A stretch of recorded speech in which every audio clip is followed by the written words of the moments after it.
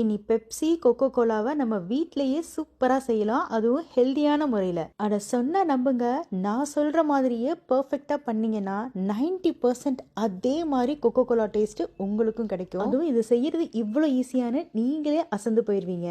அது மட்டும் இல்லாம இதை நீங்க 1 மந்த் வரையும் ஃப்ரிட்ஜில் ஸ்டோர் பண்ணி வச்சு உங்களுக்கு எப்பெல்லாம் தோணுதோ அப்பெல்லாம் குடிக்கலாம். குயிக்காக அந்த ரெசிபி எப்படி செய்கிறதுன்னு பார்க்கலாம் வாங்க. ஃபஸ்ட்டு ஒரு பேனில் 1 கப் அளவுக்கு நாட்டு சர்க்கரையை சேர்த்துக்கோங்க.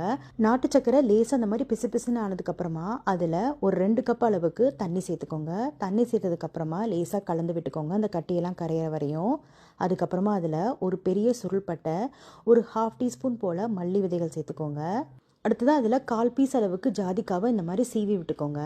அடுத்ததாக ஆரஞ்சு பழத்தோலை நல்லா சுத்தம் பண்ணிவிட்டு அதில் 2லேருந்து 3 பீஸ் போல் இந்த மாதிரி சேர்த்துக்கோங்க. அடுத்ததாக எலுமிச்சை பழத்தோட தோலையும் ஒரு 2லேருந்து 3 பீஸ் போல் இந்த மாதிரி சேர்த்துக்கோங்க. சேர்த்து நல்லா கலந்து விட்டுக்கோங்க.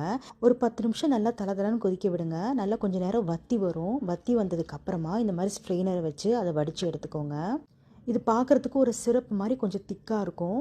நல்லா ஆற வச்சதுக்கப்புறமா அதில் 1 டீஸ்பூன் அளவுக்கு வெண்ணிலா எசன்ஸ் சேர்த்து நல்லா கலந்து விட்டுக்கோங்க. இப்போ நல்லா கம்ப்ளீட்டாக ஆறுனதுக்கப்புறமா இந்த மாதிரி ஒரு பாட்டிலில், க்ளீனான பாட்டிலில் ஊற்றி ஃப்ரிட்ஜில் தண்ணியெல்லாம் ஸ்டோர் பண்ணுவோம் பார்த்தீங்களா, அந்த இடத்துல 30 டேஸ் வரையும் ஸ்டோர் பண்ணி வச்சுக்கலாம். உங்களுக்கு எப்போல்லாம் தோணுதோ இந்த மாதிரி ஐஸ் க்யூப்ஸ் போட்டு அதுக்கு மேலே இந்த சிரப் ஊற்றிக்கோங்க. அதுக்கு மேலாப்பில் பிளெயின் சோடா, ஒயிட் சோடா ஊற்றிக்கோங்க. எந்த ஃப்ளேவரும் இல்லாத பிளெயின் சோடா ஊற்றிட்டு நல்லா கலந்து குடிக்க வேண்டியதான். 90% உங்களுக்கு கொக்கோ கோலா டேஸ்ட் அப்படியே கிடைக்கும். சூப்பராக இருக்கும். உங்கள் குழந்தைங்க விரும்பி குடிப்பாங்க. ட்ரை பண்ணி பாருங்கள். எப்போல்லாம் குழந்தைங்க கோக் கேட்டு அடம் பிடிக்கிறாங்களோ இந்த மாதிரி செஞ்சு கொடுங்க. கொஞ்சம் ஹெல்த்தியாகவும் இருக்கும் இல்லையா?